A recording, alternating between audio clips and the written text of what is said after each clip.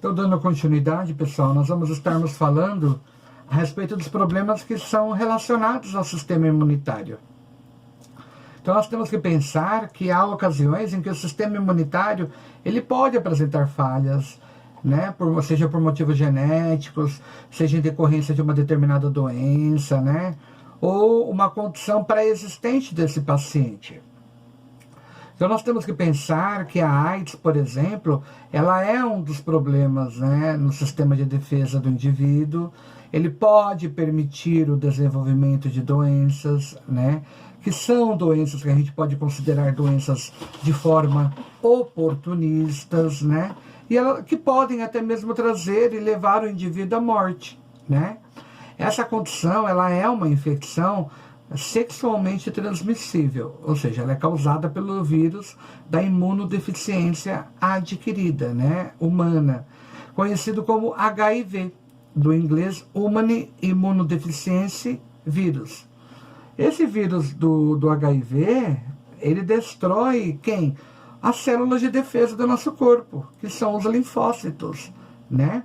Os linfócitos, elas são células de defesa, né, responsáveis do organismo, ou seja, elas tornam o indivíduo de forma vulnerável, né, e com isso outras infecções ou doenças oportunistas acabam aparecendo, e assim são chamadas por surgirem nos momentos em que o sistema imunitário, de uma forma geral do indivíduo, se torna enfraquecido, ou seja, uma vez que ele se torne enfraquecido, ele faz com que haja, né, situações em que há uma susceptibilidade ao desenvolvimento de doenças oportunistas, né? Então isso é algo que pode vir a ocorrer. E aí a gente for pensar em algumas situações, nós podemos citar alguns exemplos, né? Em outros casos, como por exemplo, nós podemos citar o lúpus. O lúpus, ele é, na verdade, uma doença autoimune, né? Ele ocorre como falha no sistema de defesa, ele passa a agir, né, contra o próprio corpo. Ele não reconhece, né, as células de defesa em questão. Então o paciente, portanto, ele desenvolve anticorpos que reagem contra as suas próprias células normais, né? Por isso, ela é considerada uma doença autoimune. Ela é uma doença crônica de causa, né, desconhecida. E de uma forma geral, ela não é contagiosa ou infecciosa, né? Mas há indícios de que fatores, né, genéticos, ambientais, né, ele tem um papel importante no desenvolvimento da doença em questão.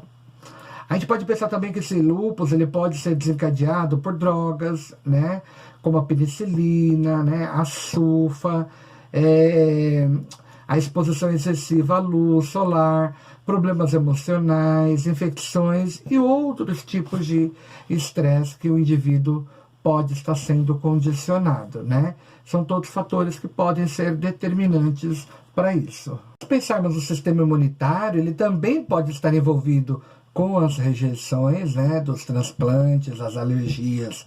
E o transplante, ele nada mais é do que uma substituição de um tecido ou de um órgão próprio, né, disfuncional ou por um funcional de uma outra pessoa em questão. Então são situações que podem vir a acontecer de uma forma geral ou de uma maneira geral em si.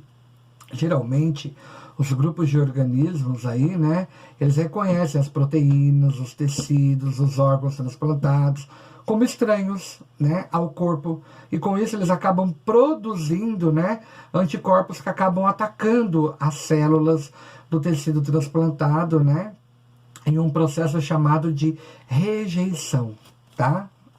Por isso que é importante a gente pensar, né, que ao realizar um transplante, é necessário fazer exames que determinem o grau de compatibilidade, né? Não é, vou pegar um órgão, vou transplantar no outro, assim do nada. Não, o certo, o correto é ser realizado, né, exames que determinam o grau de compatibilidade entre o doador e quem vai receber, né, o receptor.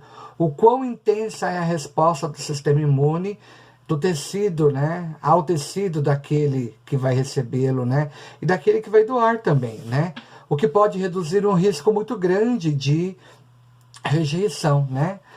as drogas imunossupressoras, né? Se a gente for pensar em drogas imunossupressoras, são as substâncias que serão ingeridas, né, comprimidos, e que vão exercer, né, a função, né, de inibir a ação do sistema imunitário, que é, muitas vezes, de ir contra aquele órgão, né? Ele vai entender como um corpo estranho, né?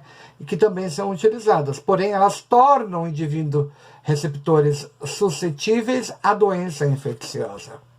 A alergia, por exemplo, ela é uma reação exagerada do próprio sistema imunitário. Algumas pessoas, elas apresentam as reações alérgicas a algumas substâncias. Isso é comum, né?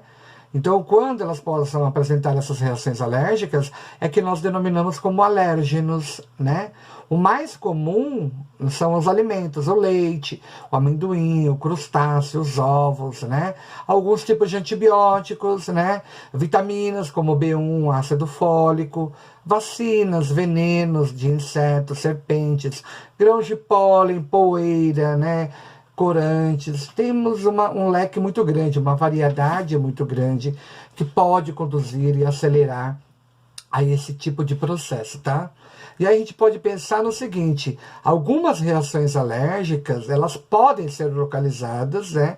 E acabar provocando, né, um inchaço nas pálpebras, nos lábios, as câimbras em si, uma coceira, né? Erupções na pele, pode ocorrer em algumas pessoas quando picadas por mosquito, por exemplo.